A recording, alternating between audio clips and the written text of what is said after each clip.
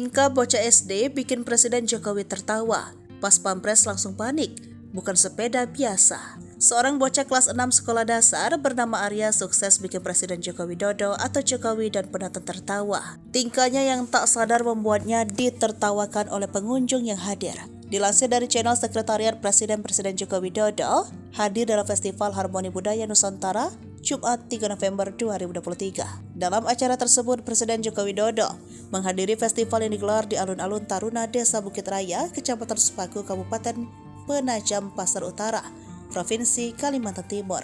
Presiden Joko Widodo kemudian meminta 2 orang siswa SD yang hafal Pancasila untuk maju ke panggung.